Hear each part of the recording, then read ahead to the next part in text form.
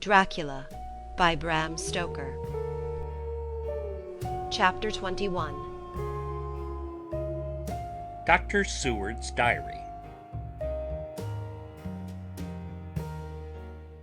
3 October.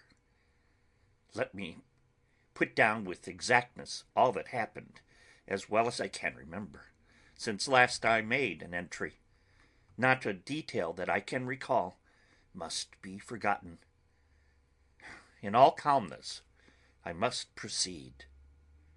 When I came to Renfield's room, I found him lying on the floor on his left side, in a glittering pool of blood. When I went to move him, it became at once apparent that he had received some terrible injuries. There seemed none of the unity of purpose between the parts of the body which marks even lethargic sanity. As the face was exposed, I could see that it was horribly bruised, as though it had been beaten against the floor. Indeed, it was from the face wounds that the pool of blood originated. The attendant who was kneeling beside the body said to me as we turned him over, "I think, sir, his back is broken. See, both his right arm and leg and the whole side of his face are paralyzed." How such a thing could have happened puzzled the attendant beyond measure. He seemed quite bewildered, and his brows were gathered in as he said, "I can't understand the two things. He could mark his face like that by beating his own head on the floor. I saw a young woman do it once at the Eversfield Asylum, before anyone could lay hands on her, and I suppose he might have broken his neck by falling out of bed, if he got in an awkward link. But for the life of me, I can't imagine how the two things occurred. If his back was broke, he couldn't beat his head, and if his head was like that before the fall out of bed, there would be marks of it." I said to him, "Go to Dr. Van Helsing and ask him to kindly come here at once. I want him without an instant's delay." The man ran off, and within a few minutes the professor, in his dressing gown and slippers, appeared. When he saw Renfield on the ground, he looked keenly at him a moment, and then turned to me. I think he recognized my thought in my eyes, for he said very quietly, manifestly for the ears of the attendant, "Ah, a sad accident. He will need very careful watching and much attention. I shall stay with you myself, but I shall first dress myself. If you will remain, I shall in a few minutes join you." The patient was now breathing stertorously, and it was easy to see that he had suffered some terrible injury. Van Helsing returned with extraordinary celerity, bearing with him a surgical case. He had evidently been thinking, and had his mind made up, for almost before he looked at the patient, he whispered to me, "Send the attendant away. We must be alone with him when he becomes conscious, after the operation." I said, "I think that you will do now, Simmons. We have done all that we can at present. You had better go to your rounds, and Dr. Van Helsing will operate. Let me know instantly if there be anything unusual anywhere." The man withdrew, and we went into a strict examination of the patient. The wounds of the face were superficial. The real injury was a depressed fracture of the skull, extending right up through the motor area. The professor thought a moment and said, "We must reduce the pressure and get back to normal conditions as far as can be. The rapidity of the suffusion shows the terrible nature of his injury. The whole motor area seems affected. The suffusion of the brain will increase quickly, so we must trephine at once, or it may be too late." As he was speaking, there was a soft tapping at the door. I went over and opened it, and found in the corridor without Arthur and Quincey in pajamas and slippers. The former spoke. "I heard your man call up Dr. Van Helsing and tell him of an accident. So I woke Quincy, or rather called for him, as he was not asleep. Things are moving too quickly and too strangely for sound sleep for any of us these times. I've been thinking that tomorrow night we'll not see things as they have been. We'll have to look back and forward a little more than we have done. May we come in?" I nodded and held the door open till they entered. Then I closed it again. When Quincy saw the attitude and state of the patient, and noted the horrible pool on the floor, he said softly, "My God, what happened to him? Poor devil." I told him briefly, and added that we expected he would recover consciousness after the operation, for a short time at all events. He went at once and sat down on the edge of the bed, with Godalming beside him. We all watched in patience.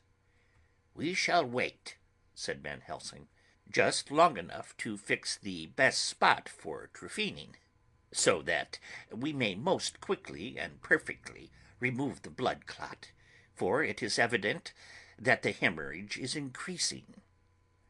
The minutes during which we waited passed with fearful slowness. I had a horrible sinking in my heart, and from Van Helsing's face I gathered that he felt some fear or apprehension as to what was to come. I dreaded the words Renfield might speak. I was positively afraid to think. But the conviction of what was coming was on me, as I have read of men who have heard the death watch. The poor man's breathing came in uncertain gasps. Each instant he seemed as though he would open his eyes and speak, but then would follow a long stertorous breath, and he would relapse into a more fixed insensibility. Inured as I was to sick beds and death, this suspense grew and grew upon me.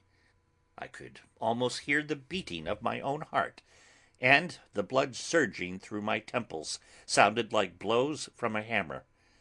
The silence finally became agonizing. I looked at my companions, one after another, and saw from their flushed faces and damp brows that they were enduring equal torture. There was a nervous suspense over us all, as though overhead some dread bell would peal out powerfully when we should least expect it. At last there came a time when it was evident that the patient was sinking fast.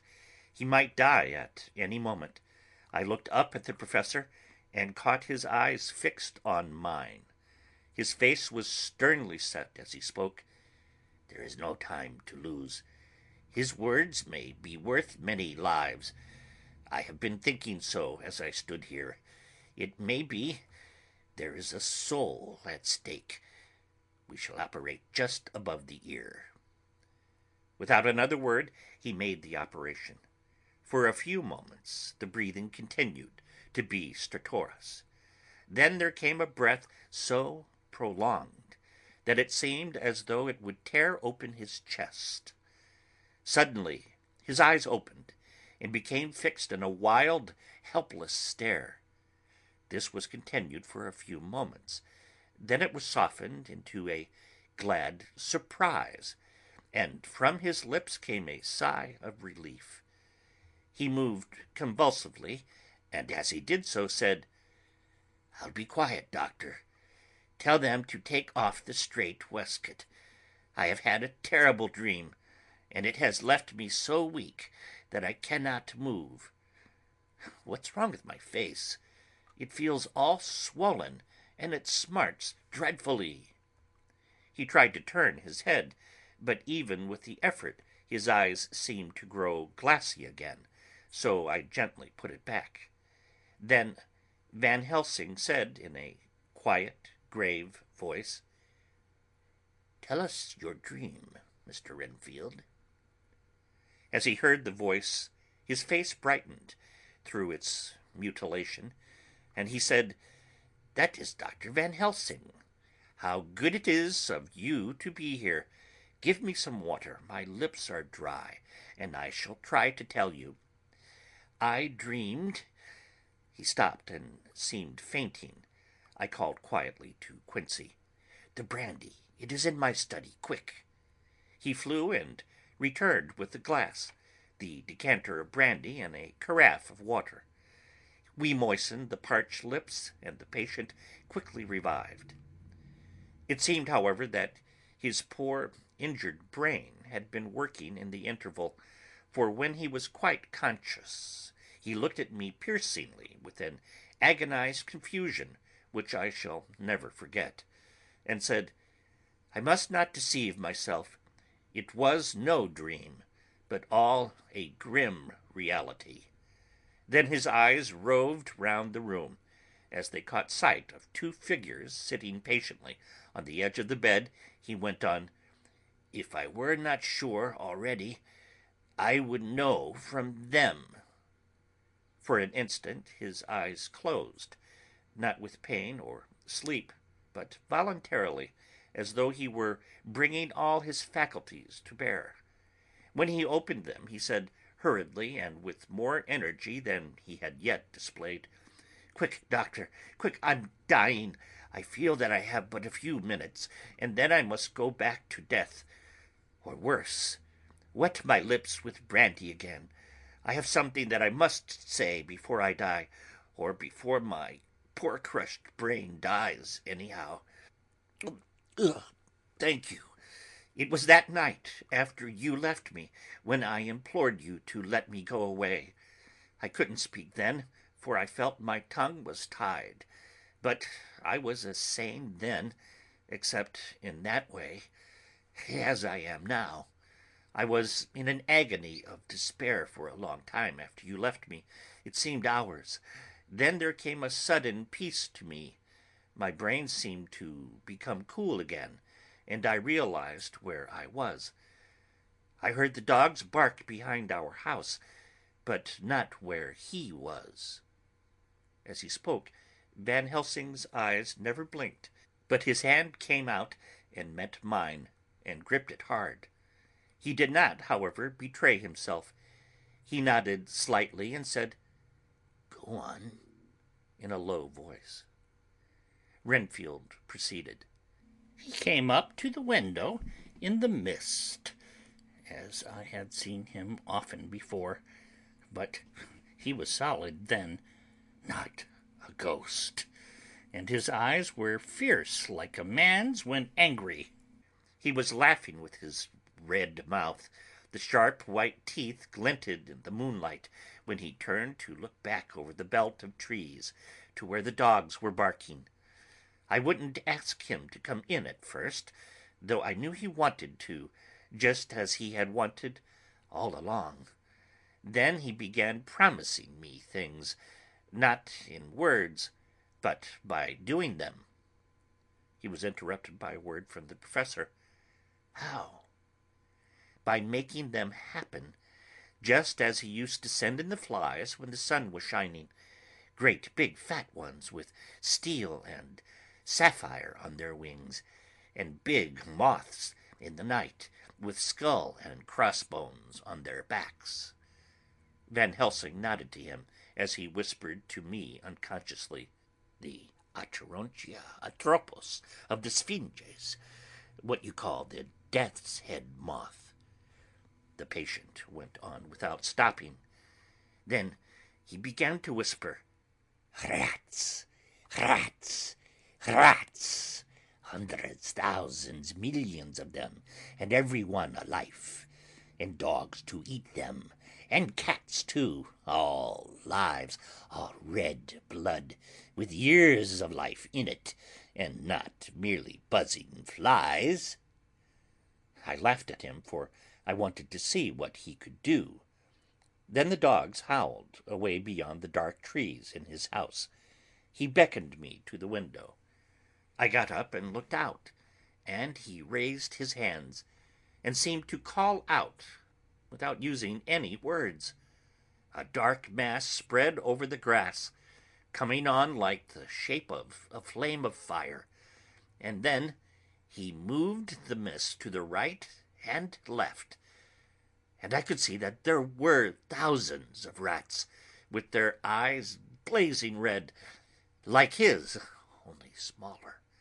He held up his hand, and they all stopped, and I thought he seemed to be saying, "All these lives will I give you, aye, and many more and greater, through countless ages, if you will fall down and worship me." And then a red cloud, like the color of blood, seemed to close over my eyes, and before I knew what I was doing, I found myself opening the sash and saying to him, "Come in, Lord and Master." The rats were all gone, but he slid into the room through the sash, though it was only open an inch wide, just as the moon herself has often come in through the tiniest crack, and has stood before me in all her size and splendor. His voice was weaker, so I moistened his lips with the brandy again, and he continued, but it seemed as though his memory had gone on working in the interval, for his story was further advanced. I was about to call him back to the point, but Van Helsing whispered to me, "Let him go on. Do not interrupt him. He cannot go back, and maybe could not proceed at all if once he lost the thread of his thought." He proceeded, "All day I waited to hear from him, but he did not send me anything, not even a blowfly, and when the moon got up, I was pretty angry with him. When he did slide in through the window, though it was shut, and did not even knock, I got mad with him. He sneered at me, and his white face looked out of the mist with his red eyes gleaming, and he went on as though he owned the whole place, and I was no one. He didn't even smell the same as he went by me. I couldn't hold him. I thought that somehow Mrs. Harker had come into the room." The two men sitting on the bed stood up and came over, standing behind him so that he could not see them, but where they could hear better. They were both silent, but the professor started and quivered. His face, however, grew grimmer and sterner still. Renfield went on without noticing. "When Mrs. Harker came in to see me this afternoon, she wasn't the same. It was like the tea after the teapot has been watered." Here we all moved, but no one said a word. He went on, "I didn't know that she was here till she spoke. She didn't look the same. I don't care for the pale people. I like them with lots of blood in them, and hers all seemed to have run out. I didn't think of it at the time, but when she went away I began to think, and it made me mad to know that he had been taking the life out of her." I could feel that the rest quivered as I did, but we remained otherwise still. "So when he came tonight, I was ready for him. I saw the mist stealing in, and I grabbed it tight. I had heard that madmen have unnatural strength, and as I knew I was a madman, at times anyhow, I resolved to use my power. Aye, and he felt it too, for he had to come out of the mist to struggle with me. I held tight, and I thought I was going to win, for I didn't mean him to take any more of her life, till I saw his eyes. They burned into me, and my strength became like water. He slipped through it, and when I tried to cling to him, he raised me up and flung me down. There was a red cloud before me, and a noise like thunder, and the mist seemed to steal away. under the door." His voice was becoming fainter, and his breath more stertorous. Van Helsing stood up instinctively. "We know the worst now," he said. "He is here, and we know his purpose. It may not be too late. Let us be armed, the same as we were the other night, but lose no time. There is not an instant to spare."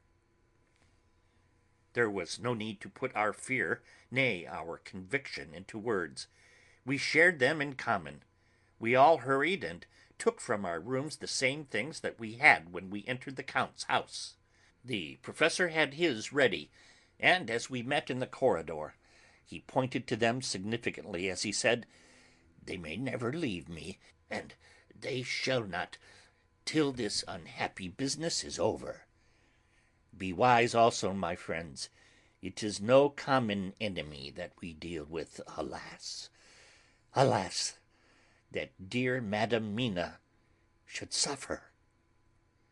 He stopped. His voice was breaking, and I do not know if rage or terror predominated in my own heart. Outside the Harkers' door we paused. Art and Quincy held back, and the latter said, "Should we disturb her?" "We must," said Van Helsing grimly. "If the door be locked, I shall break it in." "May it not frighten her terribly? It is unusual to break into a lady's room." Van Helsing said solemnly, "You are always right, but this is life and death. All chambers are alike to the doctor, and even were they not, they are all as one to me tonight. Friend John, when I turn the handle, if the door does not open, do you put your shoulder down and shove. And you too, my friends. Now." He turned the handle as he spoke, but the door did not yield. We threw ourselves against it.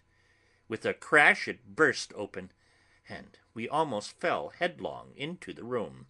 The professor did actually fall, and I saw across him as he gathered himself up from hands and knees. What I saw appalled me. I felt my hair rise like bristles on the back of my neck, and my heart seemed to stand still. The moonlight was so bright that through the thick yellow blind the room was light enough to see. On the bed, beside the window, lay Jonathan Harker, his face flushed and breathing heavily as though in a stupor.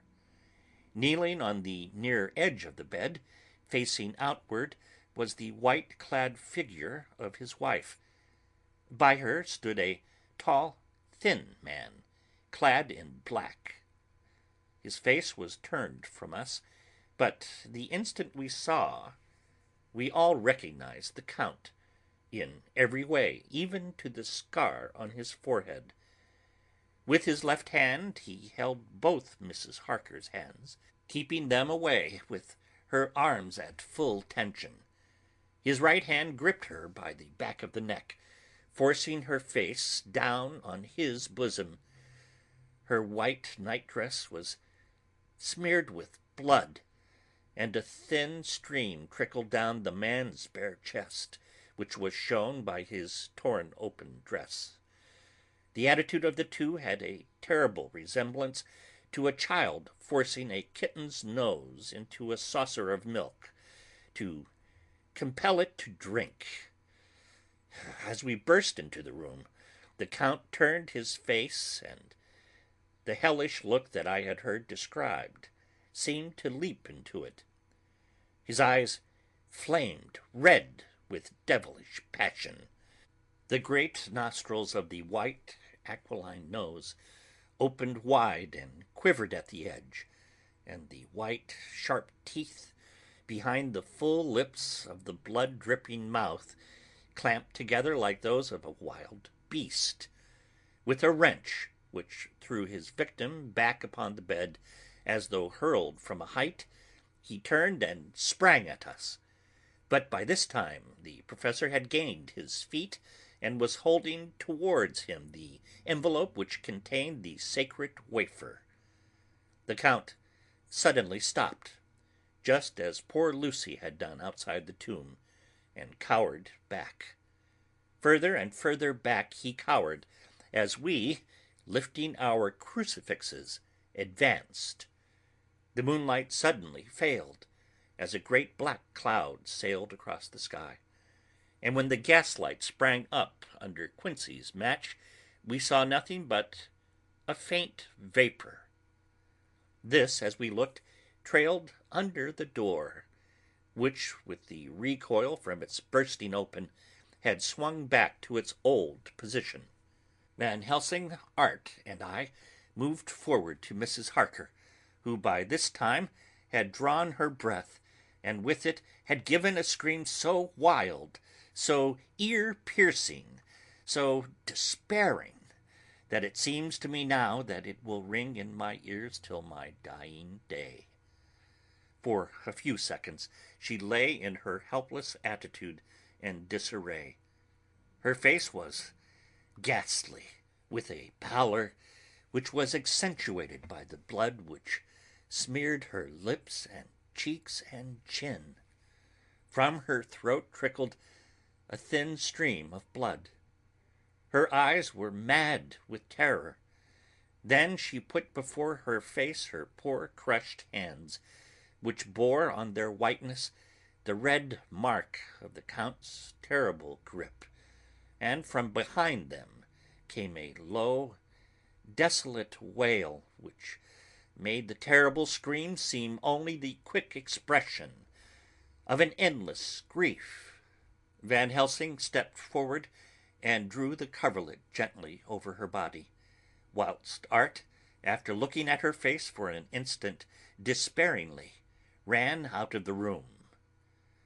Van Helsing whispered to me, "Jonathan is in a stupor, such as we know the vampire can produce.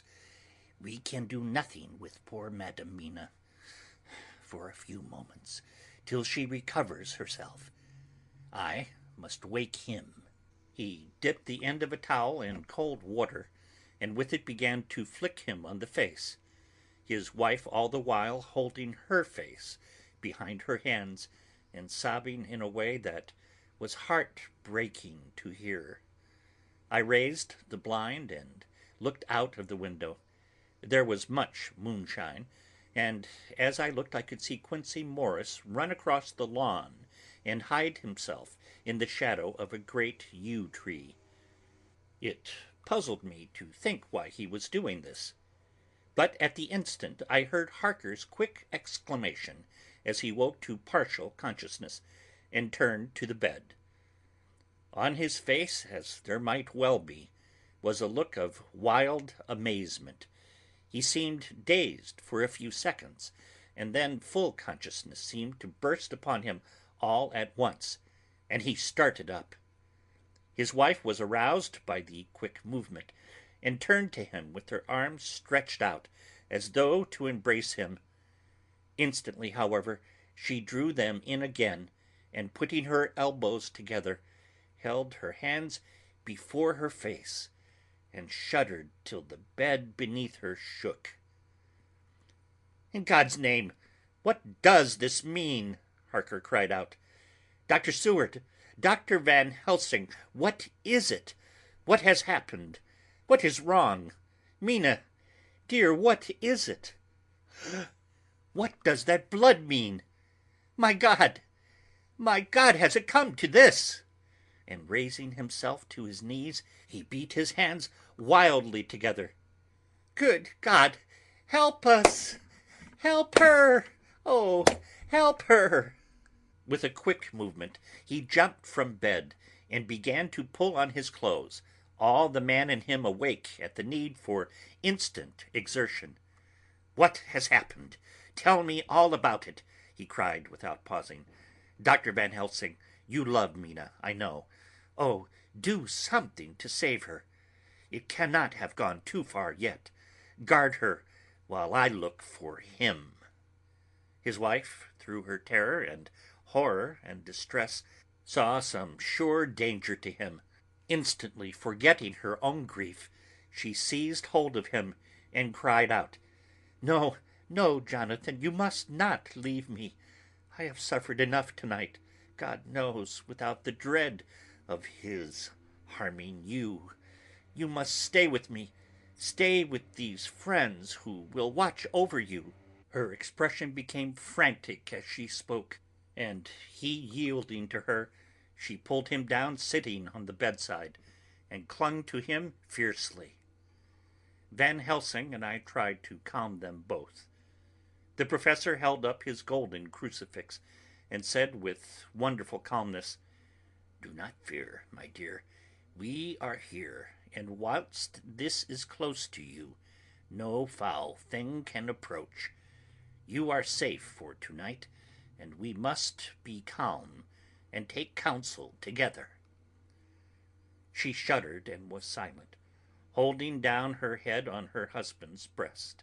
When she raised it, his white night-robe was stained with blood where her lips had touched, and where the thin open wound in the neck had sent forth drops.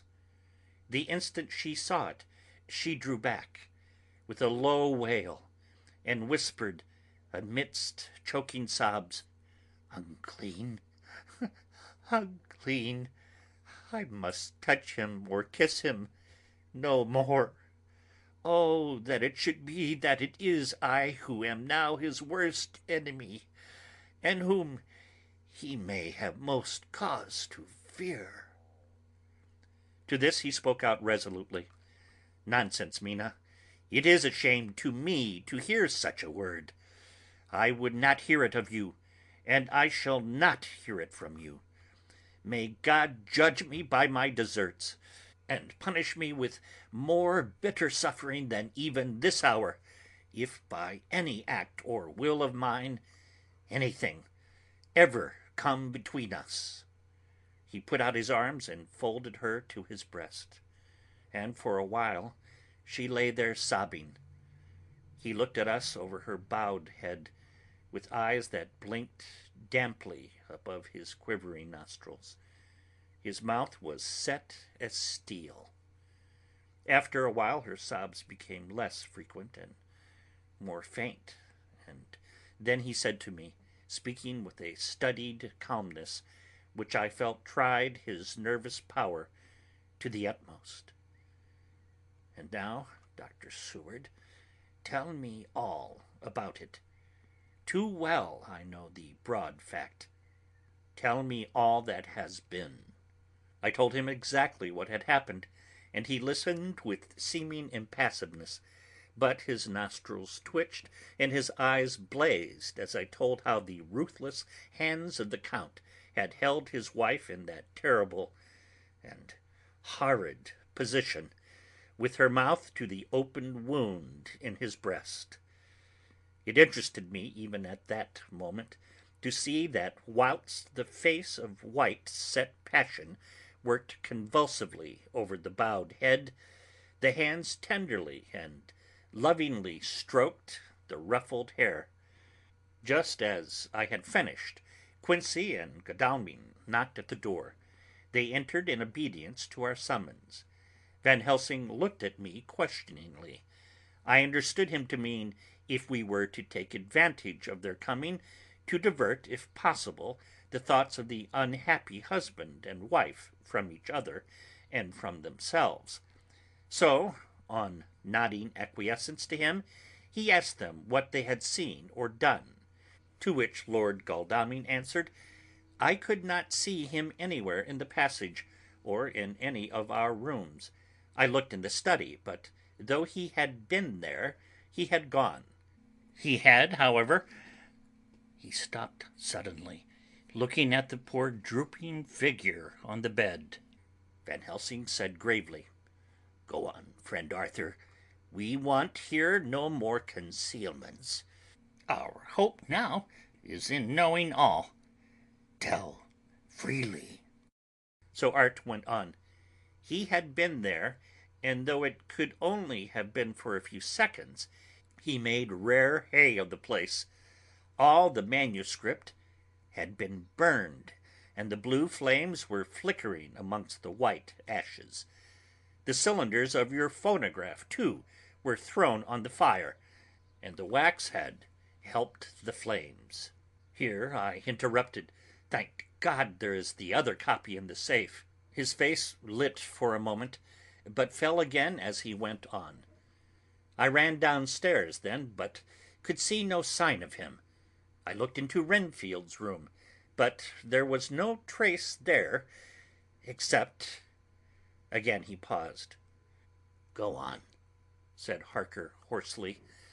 So he bowed his head and, moistening his lips with his tongue, added, "Except that the poor fellow is dead." Mrs. Harker raised her head, looking from one to the other of us. She said solemnly, "God's will be done." I could not but feel that art was keeping back something. But as I took it that it was with a purpose, I said nothing. Van Helsing turned to Morris and asked, "And you, friend Quincey, have you any to tell?" "A little," he answered. "It may be much eventually, but at present I can't say. I thought it well to know, if possible, where the Count would go when he left the house. I did not see him, but I saw a bat rise from Renfield's window and flap westward. I expected to see him in some shape go back to Carfax, but he evidently sought some other lair. He will not be back tonight, for the sky is reddening in the east, and the dawn is close. We must work tomorrow." He said the latter through his shut teeth. For a space of perhaps a couple of minutes there was silence, and I could fancy that I could hear the sounds of our hearts beating. Then Van Helsing said, placing his hand tenderly on Mrs. Harker's head, "And now, Madam Mina, poor dear Madam Mina, tell us exactly what happened. God knows that I do not want that you be pained, but it is need that we know all. For now more than ever has all work to be done quick and sharp, and in deadly earnest. The day is close to us that must end all, if it may be so, and now is the chance that we may live and learn." The poor dear lady shivered, and I could see the tension of her nerves as she clasped her husband closer to her and bent her head lower and lower still on his breast. Then she raised her head proudly and held out one hand to Van Helsing, who took it in his, and after stooping and kissing it reverently, held it fast. The other hand was locked in that of her husband, who held his other arm thrown round her protectingly. After a pause in which she was evidently ordering her thoughts, she began. "I took the sleeping draught which you had so kindly given me, but for a long time it did not act. I seemed to have become more wakeful, and myriads of horrible fancies began to crowd in upon my mind, all of them connected with death and vampires, with blood and pain and trouble." Her husband involuntarily groaned as she turned to him and said lovingly, "Do not fret, dear. You must be brave and strong, and help me through this horrible task. If you only knew what an effort it is to me to tell of this fearful thing at all, you would understand how much I need your help. Well, I saw I must try to help the medicine to its work with my will, if it was to do me any good, so I resolutely set myself to sleep. Sure enough, sleep must soon have come to me, for I remember no more. Jonathan coming in had not waked me, for he lay by my side when next I remember. There was in the room the same thin white mist that I had noticed before, but I forgot now, if you know of this. You will find it in my diary, which I shall show you later. I felt the same vague terror which had come to me before, and the same sense of some presence. I turned to wake Jonathan, but found that he slept so soundly that it seemed as if it was he who had taken the sleeping draught, and not I. I tried, but I could not wake him. This caused me a great fear, and I looked around terrified. Then, indeed, my heart sank within me. Beside the bed, as if he had stepped out of the mist, or rather as if the mist had turned into his figure, for it had entirely disappeared, stood a tall, thin man, all in black. I knew him at once from the description of the others. The waxen face, the high aquiline nose, on which the light fell in a thin white line, the parted red lips, with the sharp white teeth showing between, and the red eyes that I had seemed to see in the sunset on the windows of St. Mary's Church at Whitby. I knew, too, the red scar on his forehead, where Jonathan had struck him. For an instant my heart stood still, and I would have screamed out, only that I was paralyzed. In the pause he spoke in a sort of keen, cutting whisper, pointing as he spoke to Jonathan. "Silence. If you make a sound, I shall take him and dash his brains out before your very eyes." I was appalled and was too bewildered to do or say anything.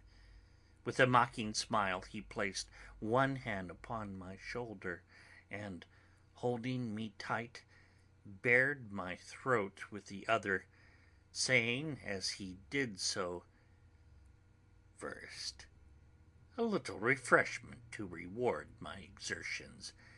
You may as well be quiet. It is not the first time, or the second, that your veins have appeased my thirst." I was bewildered, and strangely enough, I did not want to hinder him. I suppose it is a part of the horrible curse that such is when his touch is on his victim. And oh, my God, pity me. He placed his reeking lips upon my throat. Her husband groaned again. She clasped his hand harder and looked at him pityingly, as if he were the injured one, and went on. "I felt my strength fading away, and I was in a half swoon. How long this horrible thing lasted, I know not, but it seemed that a long time must have passed before he took his foul, awful, sneering mouth away.